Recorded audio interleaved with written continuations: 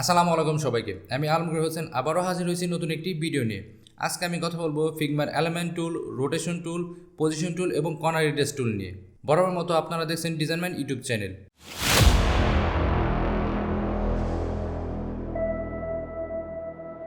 গত পর্বে আমি কথা বলেছিলাম ফিগমার বুলিয়ান গ্রুপ টুল নিয়ে। যদি ভিডিওটি আপনারা না দেখে থাকেন তাহলে উপরে আই বাটন ক্লিক করে ভিডিওটি দেখে আসতে পারেন। এছাড়া আপনি যদি আমার চ্যানেলে নতুন হয়ে থাকেন তাহলে অবশ্যই সাবস্ক্রাইব করে আমাকে উৎসাহিত করবেন। তো চলুন আমরা স্ক্রিনে চলে যাই এবং দেখে আসি কীভাবে এলিমেন্ট টুল কাজ করে, পজিশন টুল কাজ করে এবং কর্নার রিডাস টুল কাজ করে। তো আমরা এখানে আমাদের স্ক্রিনে চলে আসছি। স্ক্রিনে আসার পর এখান থেকে আমরা একটা রেক্ট্যাঙ্গেল টুল নেই। রেক্ট্যাঙ্গেল টুল এখান থেকে আমরা নিলাম। রেক্ট্যাঙ্গেল টুল নেওয়ার পর এখানে আমরা দেখতে পারতেছি আমাদের অনেকগুলো অপশন এখানে শো করতেছে। আমরা এখানে কথা বলবো হচ্ছে এলিমেন্ট টুল নিয়ে। এটা হচ্ছে আমাদের এলিমেন্ট টুল, এরপর হচ্ছে পজিশন টুল, এরপর হচ্ছে রোটেট টুল, এরপর হচ্ছে আমাদের কর্নার রিডাস টুল। এই টুলগুলো নিয়ে হচ্ছে আমরা আলোচনা করব। তো আমি প্রথমে কথা বলি নিচের দিক থেকে। আমি নিচের দিক থেকে পরে উপরের দিকে আসবো। আমি সবার শেষে হচ্ছে এলিমেন্ট অপশন কীভাবে কাজ করে এই অংশ নিয়ে আলোচনা করব। তো প্রথমে আমি কথা বলি পজিশন টুল নিয়ে। এটা হচ্ছে এক্স অ্যাক্সিস, এটা হচ্ছে ওয়াই অ্যাক্সিস। এখানে দেখতে পারতেছেন এখানে একটা মেজারমেন্ট শো করতেছে। এটা হচ্ছে -184.07 আর এটা হচ্ছে -323.21। এটা কি? এটা হচ্ছে আমাদের এই যে আমাদের যে শেপটা আছে এই শেপটার পজিশন। আমাদের দেখেন আমি যদি শেপটার পজিশন চেঞ্জ করি তাহলে কিন্তু আমাদের এটার মানটাও চেঞ্জ হইতেছে, আমাদের এটার মানটাও কিন্তু চেঞ্জ হইতেছে। আবার যদি আমি এদিকে নিই, আবার যদি নিচের দিকে নিই তাহলে কিন্তু চেঞ্জ হইতেছে। তো আমি এখান থেকে একটা ফ্রেম নিই। ফ্রেম নিলে ব্যাপারগুলো আরও বুঝতে সুবিধা হবে। আমি এখান থেকে একটা ফ্রেম নিলাম। ওকে, এরপরে দেখেন আমি যদি নিচের দিকে নেই, দেখেন আমাদের কিন্তু পয়েন্ট কিন্তু চেঞ্জ হচ্ছে। দেখেন আমি যদি উপরের দিকে নিই তাহলে কিন্তু একটার মান চেঞ্জ হচ্ছে। আবার যদি আমি বামে টানে নিই তাহলে কিন্তু দেখেন আমাদের একটার মান চেঞ্জ হচ্ছে। এক্সের মান চেঞ্জ হচ্ছে বামে টানে নিলে, আর ওয়াইয়ের মান চেঞ্জ হচ্ছে উপরে নিচে নিলে। তো এটা কীভাবে কাজ করে? এক্স অ্যাক্সিস মানে হলো আমাদের যে অবজেক্টটা আছে সেই অবজেক্টটার পজিশনটা হরিজন্টালি কোন দিকে আছে। ধরুন আমাদের একটা অবজেক্ট একটা ফ্রেমে আছে এবং সেটা মাঝখানে আছে, তাহলে আমাদের লেফট এবং রাইট সাইডে কতটুকু স্পেস আছে সেটা হচ্ছে শো করবে আমাদের এক্স অ্যাক্সিসে। আর ওয়াই অ্যাক্সিস শো করবে হচ্ছে ভার্টিক্যালি উপর এবং নিচে থেকে। আমাদের যে এলিমেন্টটা আছে এই এলিমেন্টের পজিশনটা কোথায় ভার্টিক্যালি, আমাদের যে ফ্রেমটা আছে সেই ফ্রেমটা থেকে কতটুকু দূরে আছে সেটাই হচ্ছে শো করবে।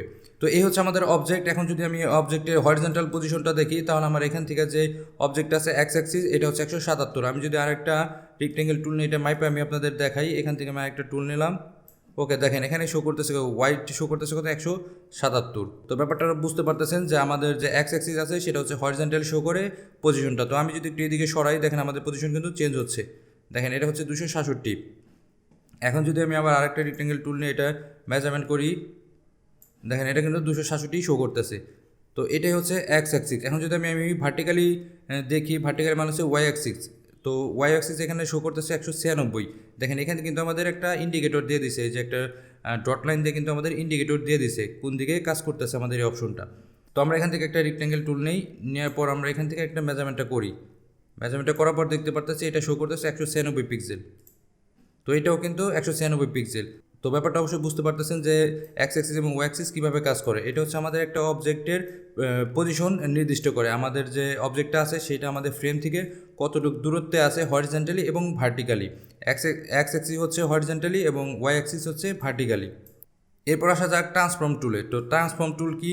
আমরা যে অবজেক্টটা সিলেকশন করছি এটা দেখতে পারতেছি এটার ওয়াইড শো করছে 336 পিক্সেল এবং হাইট শো করছে 234 পিক্সেল। এটা হচ্ছে আমাদের ট্রান্সফর্ম টুল। এটার সাহায্যে আমরা আমাদের যে অবজেক্টটা আছে সেটার সাইজগুলো আমরা চেঞ্জ করতে পারবো, ছোটো বড়ো করতে পারবো। ধরুন এখানে 396 আছে, এটা যদি আমি 450 পিক্সেল দিই এবং হাইট যদি 220 পিক্সেল দেই, দেখেন এখান থেকে কিন্তু আমরা সাইজ চেঞ্জ করতে পারতেছি।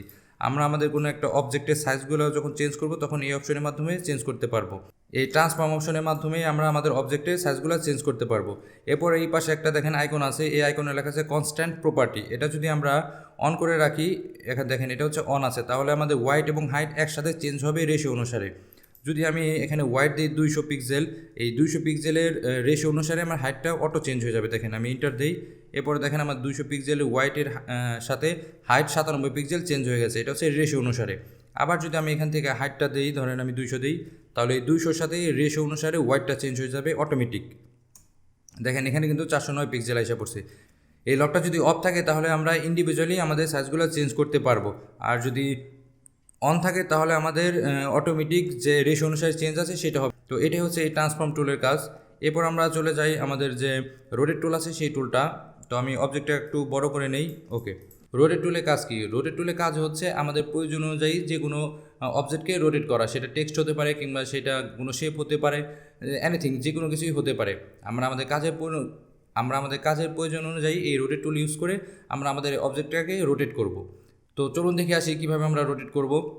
আমাদের এই অবজেক্টটা এটা এখন স্টেট আছে। এখন আমি যদি একটু রোটেট করতে চাই সেক্ষেত্রে আমি এখানে একটা ডিগ্রি দেবো। ধরেন আমি 10 ডিগ্রি রোটেট করতে চাইতেছি, সেক্ষেত্রে আমি শুধু 10 লিখে ইন্টার দিলাম। দেখেন এটা 10 ডিগ্রি রোটেট হয়ে গেছে। এরপর যদি আমি আমার উল্টা দিকে রোটেট করতে চাই, মানে এখন যেভাবে রোটেট রয়েছে ঠিক তার বিপরীতমুখী রোটেট করতে চাই, সেক্ষেত্রে আমি এটার আগে শুধু একটা মাইনাস দিয়ে ইন্টার প্রেস করবো, এটা তার বিপরীতমুখী রোটেট হয়ে যাবে। তো আমি যদি আবার এখানে 45 ডিগ্রি দিই, এটা হচ্ছে 45 ডিগ্রি অ্যাঙ্গেল। আবার যদি আমি 90 ডিগ্রি দিই তাহলে হচ্ছে ভার্টিক্যালি এটা স্ট্রেট হবে। দেখেন এটা ভার্টিক্যালি স্ট্রেট হয়ে গেছে। আবার যদি আমি 180 ডিগ্রি দিই আমার আগের পজিশনে চলে আসবে। তো এভাবে হচ্ছে রোটেট টুল কাজ করে। আবার আমি একটা টেক্সটের ক্ষেত্রে রোটেট টুলটা দিয়ে দেখাই। আমি এখানে একটা লেখা লিখি,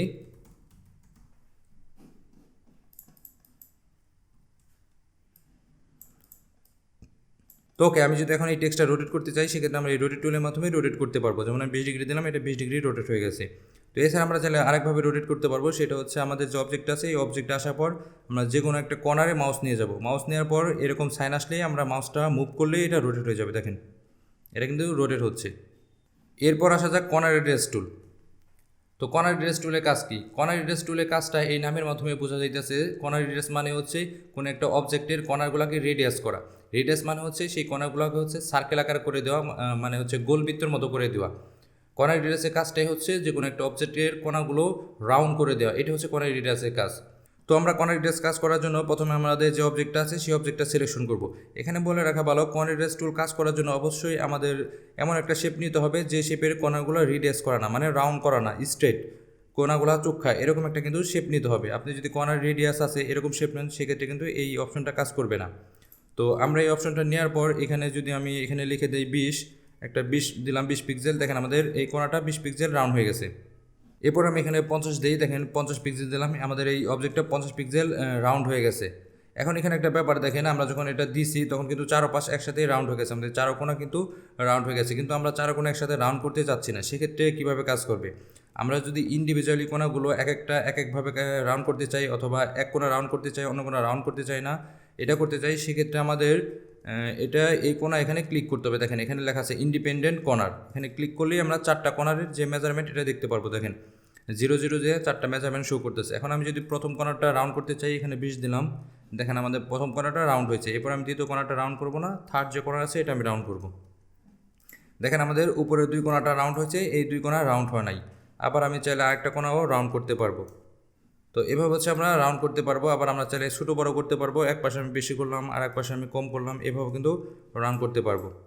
ওকে, তো এরপর আমরা এখানে দেখতে পাচ্ছি 3 ডট নামে একটা অপশন আছে। 3 ডটে যদি আমরা ক্লিক করি, দেখেন কর্নার স্মুথিং, এটা হচ্ছে কর্নার স্মুথিং হয়। এটা যদি আমরা নিচের দিকে কমাই দিই তাহলে কর্নার স্মুথটা একটু কমে যাবে, আর যদি আমি বাড়াই দিই তাহলে কর্নারটা 100% স্মুথ হবে। তো আমি এটা 100% রাখলাম। ওকে, তো আরেকটাভাবে কর্নার রেডিয়াস আমরা ইউজ করতে পারি। সেটা করার জন্য আমরা এখান থেকে আরেকটা রেক্টেঙ্গেল টুল নিই, নিয়ে পর একটা আমি শেপ বানাইলাম। শেপ বানানোর পর এখানে দেখতে পারতেছেন 4 কোণা 4টা ডট। এই যে দেখেন এখানে মাউসটা নিলে এখানে শো করতেছে রেডিয়াস। এই রেডিয়াসে এখানে নিয়ে মাউসের লেফট বাটন চাপতে ধরে নিচের দিকে ড্রাগ করলেই এটা রেডিয়াস হয়ে যাবে, মানে এটা কণাগুলো রাউন্ড হয়ে যাবে। ঠিক সেম পজিশন, দেখেন আমাদের কর্নার রেডিয়াস কিন্তু এখানে চেঞ্জ হচ্ছে 32। আমি যদি কমাই এটা কমতেছে, এটা যদি বাড়াই বাড়তেছে, দেখেন। তো এভাবে হচ্ছে কর্নার রেডিয়াস টুল কাজ করে।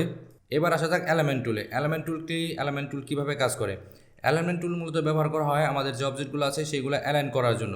মূলত এখানে বেশ কয়েক ধরনের এলিমেন্ট আছে। ধরেন আপনি লেফটের দিকে সব কিছু এলিমেন্ট করতে যাচ্ছেন, সেক্ষেত্রে আপনি লেফট এলিমেন্ট ইউজ করবেন। আপনি যদি সেন্টারে অ্যালাইন করতে চান সেক্ষেত্রে সেন্টার এলিমেন্ট টুল ইউজ করবেন। আবার আপনি যদি ডান পাশে সব কিছু সমান করতে চান তাহলে রাইট এলিমেন্ট ইউজ করবেন। এছাড়া এখানে 3 ধরনের এলিমেন্ট সেটিং রয়েছে। একটা হচ্ছে টাইডি আপ, আর একটা হচ্ছে হরিজন্টাল স্পেসিং, আর একটা হচ্ছে ভার্টিক্যাল স্পেসিং। তো চলুন আমরা স্ক্রিনে গিয়ে বিস্তারিত দেখে নিই। তো এখানে আমরা দেখতে পারতেছি আমাদের যে এলিমেন্ট টুলগুলো আছে, এখানে টোটাল 6টা এলিমেন্ট টুল আছে। একটা হচ্ছে লেফট এলিমেন্ট, এটা হচ্ছে অ্যালাইন হরিজন্টাল সেন্টার, এটা হচ্ছে রাইট এলিমেন্ট, এটা হচ্ছে অ্যালাইন টপ, এটা হচ্ছে অ্যালাইন ভার্টিক্যাল সেন্টার, এটা হচ্ছে অ্যালাইন বটম। তো এই 6টার কাজকে আমরা প্রথমে জেনে নেই। এরপর হচ্ছে এখানে যে প্রপার্টিস আছে এই প্রপার্টিসের কাজটা আমরা জানবো। আমি এখান থেকে রেক্টেঙ্গেল টুল নিই এলিমেন্ট টুলের কাজটা বোঝার জন্য। আমি এটা কপি করি, অনেকগুলো কপি করে এখানে রাখি। ওকে, এরপর আমি সবগুলো সিলেকশন করি। দেখেন আমি চাইতেছি বাম দিকে সবগুলো এলিমেন্ট সমান করার জন্য। দেখেন এটার সাথে এটা এলিমেন্ট কিন্তু সমান নাই, এটার যে এজটা এখান থেকে শুরু হয়েছে, আবার এটার এজ শুরু হয়েছে এখান থেকে। এখন আমি চাইতেছি সবগুলা বাম দিকে সমান হোক। তো এরকম সমান করার জন্য আমাদের যে লেফট অ্যালাইনমেন্ট অপশনটা আছে এটা আমরা ইউজ করব। এখানে ক্লিক করলেই আমাদের বাম দিকে সব সমান হয়ে যাবে। দেখেন আমাদের বাম দিকে কিন্তু সব সমান হয়ে গেছে। তো আমি আন্ডু দিয়ে আবার ফেরত আসি, এটা সমান হয়ে সবগুলো একটু মিলে গেছে, কারণ স্পেসিংটা একটু কম ছিল, তো স্পেসিংটা আমি একটু বাড়াই দিই। ওকে, এরপর আবার যদি আমি এটা অ্যালাইনমেন্ট করি, এখন দেখতে পারবো দেখেন আমাদের সব কিছু কিন্তু লেফটের দিকে অ্যালাইনমেন্ট হয়ে গেছে। ওকে, আমি আন্ডু দিয়ে আবার আসলাম। এরপর হচ্ছে সেন্টার অ্যালাইনমেন্ট। সেন্টার অ্যালাইনমেন্টে দিলে আমাদের যে অবজেক্টগুলো আছে এগুলো সবগুলো সেন্টারেই অ্যালাইনমেন্ট হয়ে যাবে। আগে যখন আমি লেফট অ্যালাইনমেন্ট দিই সবগুলো যেমন বামের দিকে চলে গেছে, তো এখন যদি আমি সেন্টার অ্যালাইনমেন্ট দিই সবগুলো আমাদের যে ক্যানভাস আছে ক্যানভাসের সেন্টারে চলে আসবে। তো আমি এখানে সেন্টার অ্যালাইনমেন্ট ক্লিক করলাম, দেখেন আমাদের সব কিছু সেন্টারে অ্যালাইনমেন্ট হয়ে গেছে। ওকে, তো আমি আবার আন্ডু দিই। এখন আমি যদি চাইতেছি ডান দিকে অ্যালাইনমেন্ট করতে, দেখেন এটা হচ্ছে রাইট অ্যালাইনমেন্ট। রাইট অ্যালাইনমেন্ট হচ্ছে এটা, আমি সবগুলো চাচ্ছি মুভ করে এই পাশে অ্যালাইনমেন্ট করতে। তো সেক্ষেত্রে জাস্ট এখানে আমি রাইট অ্যালাইনমেন্ট ক্লিক করবো, সব কিছু কিন্তু ডান দিকে অ্যালাইনমেন্ট হয়ে গেছে। এরপর আমাদের আছে অ্যালাইন টপ। অ্যালাইন টপ মানে হচ্ছে আমাদের উপরের দিকে সবগুলো অ্যালাইনমেন্ট হবে, এটা বরাবর সবগুলো অ্যালাইন হবে। সেক্ষেত্রে আমার এই অবজেক্টগুলোই সিলেকশন করা আছে অলরেডি, আমি জাস্ট ক্লিক করবো, দেখেন উপরের দিকে সবগুলো সমান হয়ে গেছে। ঠিক তার বিপরীত হচ্ছে অ্যালাইন বটম। আমি যদি অ্যালাইন বটমটা ইউজ করি, জাস্ট সবগুলো অবজেক্ট মুভ হয়ে নিচের দিকে অ্যালাইন হবে। দেখেন আমি এখানে ক্লিক করলাম, সবগুলো নিচের দিকে মুভ হয়ে গেছে।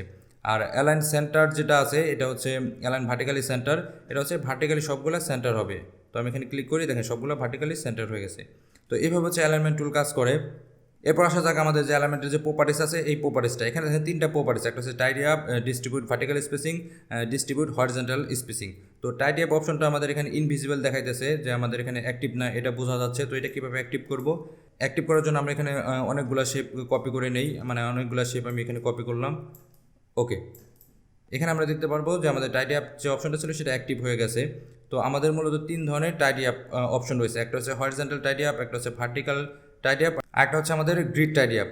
প্রথমে আমরা জানবো হরিজন্টাল টাইডি আপ কীভাবে কাজ করে। সেজন্য আমরা এই তিনটা অবজেক্ট সিলেকশন করি। সিলেকশন করার পর এখানে দেখতে পারবো এখানে যে আমাদের তিনটা আইকন আছে, দেখেন আমাদের হরিজন্টাল তিনটা আইকন আছে, এর মানে হচ্ছে এটা হরিজন্টাল টাইডি আপ।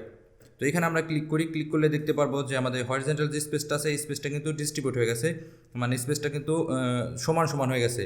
হরিজন্টাল টাইপের কাজটাই হচ্ছে আমাদের হরিজন্টাল যে অবজেক্টগুলো আছে এই অবজেক্টের মাঝখানে যে স্পেসটা আছে এই স্পেসগুলোকে কন্ট্রোল করা, মানে স্পেসগুলোকে সমান রাখা। আমি যদি 5-7টা শেপ নেই এবং শেপের মাঝে এই স্পেসগুলো যদি সমান না থাকে, তাহলে আমরা হরিজন্টাল টাইপ ইউজ করে এই শেপের মাঝে যে গ্যাপটা আছে এই গ্যাপটাকে সমান করতে পারবো। এরপর হলো ভার্টিক্যাল টাইপ। ঠিক হরিজন্টাল টাইপের বিপরীতমুখী হচ্ছে ভার্টিক্যাল টাইপ। হরিজন্টাল হচ্ছে বামে ডানে, মানে হরিজন্টালি স্পেস কন্ট্রোল করতো, আর ভার্টিক্যালি হচ্ছে উপরে নিচে, মানে ভার্টিক্যালি স্পেস কন্ট্রোল করবে। আমরা ভার্টিক্যাল টাইপ দেখার জন্য আমি জাস্ট এটা কপি করলাম, 3-4টা কপি করলাম ভার্টিক্যালি। ওকে, ভার্টিক্যালি কপি করার পর আমি এই সবগুলো সিলেকশন করলাম। সিলেকশন করার পর আবার আমি এখানে চাই, দেখেন টাইপ এখন কিন্তু আইকনটা চেঞ্জ হয়ে গেছে। আগে যে আইকনটা ছিল এখন কিন্তু সেই আইকনটা নাই, এখানে হচ্ছে অন্য আইকন এসে পড়ছে, এটা হচ্ছে ভার্টিক্যালি। তো আমি এখানে ক্লিক করি, ক্লিক করার পর দেখতে পারবো আমাদের স্পেসগুলো কন্ট্রোল হয়ে গেছে। দেখেন প্রত্যেকটা মাঝখানে স্পেস আছে 42 পিক্সেল করে। তো এভাবে হচ্ছে ভার্টিক্যাল টাইডি আপ কাজ করে। তো এরপর আসা যাক grid tidy up. Grid tidy up কীভাবে কাজ করে? গ্রিড টাইডি আপ কাজ করার জন্য আমি আমাদের অবজেক্টগুলোকে আবার আমি কপি করি, কপি করে আমি এখানে সরাই সিটে রাখি আমার মতো করে। আমি এখান থেকে সরাই সিটে রাখলাম। ওকে, এরপর আমি সবগুলো অবজেক্ট সিলেকশন করলাম। সিলেকশন করার পর দেখেন আমাদের আইকনটা কিন্তু চেঞ্জ হয়ে গেছে, আমাদের স্কোয়ার অনেকগুলো ডট এসে পড়ছে, এটা হচ্ছে গ্রিড টাইডি আপ। তো এখানে ক্লিক করলে আমাদের যে হরিজন্টাল এবং ভার্টিক্যাল দুটোটা একসাথে কাজ করবে। দেখেন আমি এখানে ক্লিক করলাম, আমাদের হরিজন্টাল এবং ভার্টিক্যাল যে স্পেসগুলো কন্ট্রোল করছে সব এটা অটোমেটিক একসাথে করছে। এটাই হচ্ছে আমাদের গ্রিড টাইডি আপের সুবিধা।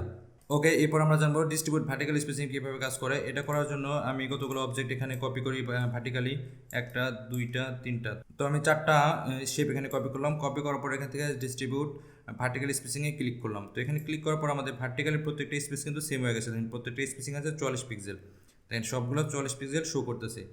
ঠিক বিপরীতমুখী হচ্ছে আমাদের ডিস্ট্রিবিউট হরিজন্টাল স্পেসিং। হরিজন্টাল মানে হচ্ছে ডানে বামে যে আমাদের স্পেসটা কন্ট্রোল করে সেটা। তো আমি এখানে ডানে বামে কপি করলাম, এরপরে এই 3টা সিলেকশন করলাম, করার পর এখান থেকে আমি যদি ডিস্ট্রিবিউট হরিজন্টাল স্পেসিং দিই, দেখবো যে আমাদের এটার স্পেসিংটা সমান হয়ে গেছে।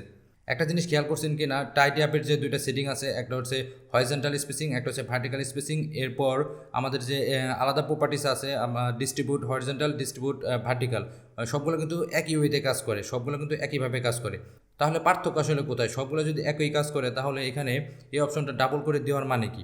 মানে টাইডি আপ অপশন যে কাজটা করে আমাদের ডিস্ট্রিবিউট ভার্টিক্যাল এবং ডিস্ট্রিবিউট হরিজন্টাল কিন্তু সেম কাজটাই করে। তবে পার্থক্য কী? এখানে পার্থক্য শুধু একটাই, সেটা হলো আমাদের যে গ্রিড টাইডি আপ সেটিংটা আছে সেটা একসাথে হরিজন্টাল এবং ভার্টিক্যালি কাজ করে। আর সবগুলোই কিন্তু সেম, কারণ আমাদের যে ডিস্ট্রিবিউট ভার্টিক্যাল এবং ডিস্ট্রিবিউট হরিজন্টাল যেমন আলাদা আলাদাভাবে কাজ করে, ডিস্ট্রিবিউট হরিজন্টাল যেমন হরিজন্টালি আলাদাভাবে কাজ করে, এবং ডিস্ট্রিবিউট ভার্টিক্যাল যেমন ভার্টিক্যালি আলাদাভাবে কাজ করে। আমাদের টাইডি আপের যে অন্যান্য সেটিংগুলো আছে ঠিক সেমভাবে কাজ করে। পার্থক্য শুধু একটাই, সেটা হচ্ছে আমাদের যে গ্রিড টাইডি আপ এটা হরিজন্টাল এবং ভার্টিক্যাল উভয়ই একসাথে কাজ করে। তো এই ছিল আজকে ভিডিও। যদি ভিডিওটি ভালো লেগে থাকে তাহলে অবশ্যই একটি লাইক দেবেন আর আমার চ্যানেলটি সাবস্ক্রাইব করে আমাদের সাথেই থাকবেন। ধন্যবাদ সবাইকে।